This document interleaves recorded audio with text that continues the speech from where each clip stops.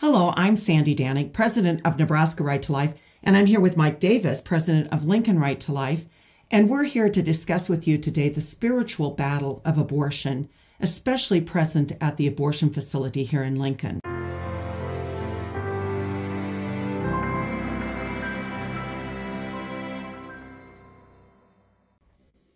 So I'm wondering, Mike, what do you feel are the biggest challenges that we face spiritually there at that facility? It's literally Satan. And Satan is the father of all lies, and he divides people. And so he has the people that work at Planned Parenthood believing in their heart that they're doing something good. And I think as Isaiah said something like this 1,000 years before Christ, he says, woe to those who call evil good. And that's Satan. He's calling evil good, which is abortion's evil, as we know. But there are people that firmly believe, that they're doing God's work by doing abortions, which is reversed. And so it is very much a battle with Satan. And so we have to rely on God's help. Absolutely. And so the spiritual battle is God versus Satan, and Satan stands no chance with God, but we have to ask God to help us and give us the grace to do it. We already did an exorcism of the building because Satan is in Planned Parenthood, and so a building there can be an exorcism of a building and people that work at the building. And maybe you could explain what an exorcism is. When you're asking in the name of Jesus Christ, not asking, you're demanding that Satan leave the building and leave people alone, depart. And you've read in the Bible where even the apostles were able to exorcise Satan and evil spirits that were in people. And so we did that at Planned Parenthood, where we had a priest on all four corners, and the prayers were said at the same time, demanding the exorcism, the leaving. Satan, leave these people, leave this building. You know, we always used to feel as though there was this dark cloud over the building. And from the very beginning on South Street, when the facility first opened, we felt like it was colder there, it was hotter there, it was darker there.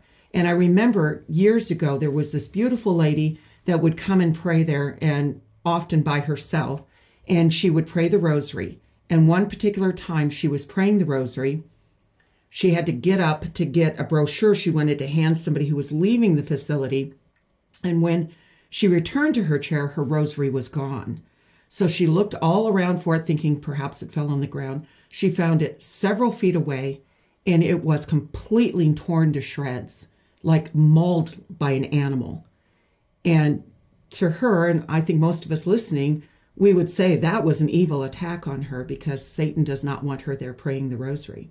So I think it's very important for us to know that he hates what we're doing, and it's almost frightening when you think of those things that can happen, but with God, all things are possible. That's why I think it's very important that we use our faith and the tools that God gives us in order to be present at this very evil place, which calls to mind the importance of the Eucharistic Procession that's coming about in a few weeks.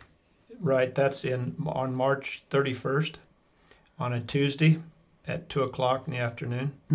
And as you know, that Catholics believe in the true presence, body, blood, soul, and divinity of Jesus Christ in the Eucharist. And so when you bring Jesus to the abortion mill and right in the face of Satan and the sacrifice that abortion is to Satan, we're bringing Jesus there, and that spiritual battle is won because Satan will leave. In the face of Jesus himself, Satan has to leave. And so does he stay away forever? No. That's why we do these annually.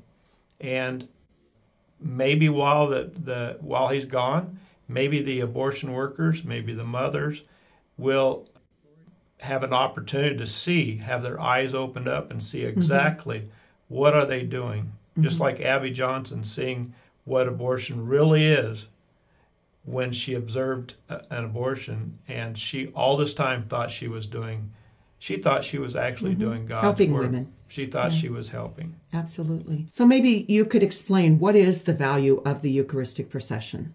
The Eucharistic procession is that we believe in the true presence of Jesus, and we bring a monstrance, and a priest brings Jesus, literally, in the host, to Planned Parenthood.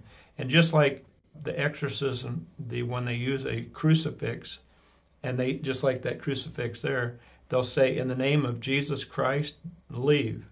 And Satan has to do, when you say that, in the name of Jesus Christ, you have to leave. Well, when the priest has Jesus Christ in the monstrance, and he's praying and we're praying, Satan has to leave. We also are remembering Our Lady of Guadalupe, who is our patroness for the pro-life movement. And Our Lady of Guadalupe seminarians are going to be there in force when we have the Eucharistic procession on Tuesday, March 31st. So I think Our Lady of Guadalupe's story is very important. So can you give us some of the details of that story? Yes. So Mary appeared to Juan Diego and asked that a chapel be built on a hill where she appeared to him. And so he said, I'll have to go to the bishop. He went to the bishop, and the bishop said, it isn't that I don't believe you, but I kind of need proof. So Juan Diego brought his tilma to the bishop to show roses, and this image appeared on his tilma right in front of the bishop. The Aztecs were sacrificing to the sun god, so it's a sacrifice to Satan, and which is what abortion is today, is a sacrifice to Satan. And so Our Lady of Guadalupe, that's the only time she appeared pregnant. And so the image in there speaks to the Aztec natives of Mexico. And so after they saw that, they all stopped. It put a stop to the sacrifice of their children to the sun god. And we know she's pregnant actually by the sash that she is wearing for that time. That was what you knew, was that she was pregnant because of that sash. So obviously then the importance of her being the patroness for the unborn.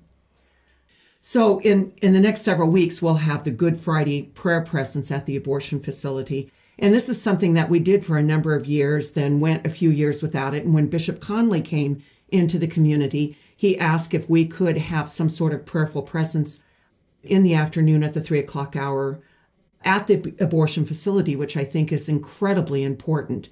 So maybe you could give us the details of what we're planning for that day. So this year, Bishop Conley is not here right now.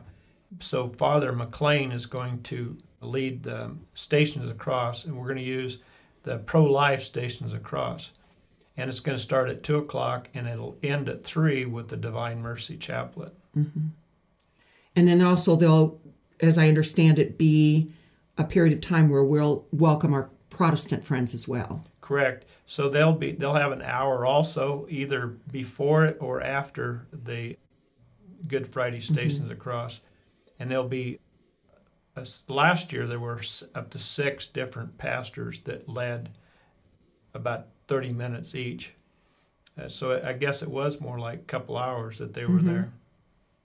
Which is most impressive, because we really do welcome our Protestant friends to be there with us, our Christian friends to join us, even though we do have some things that are pertinent to the Catholic faith. This really is a place of prayer for anyone who wants to come and pray and share their faith there. It doesn't have to be that you're Catholic.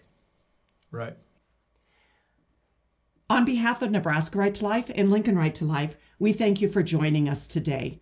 Please join us next time when Mike Davis and Russ Barger will be speaking with Angela Copenhaver, the founder and CEO of We Teach Think. God bless you.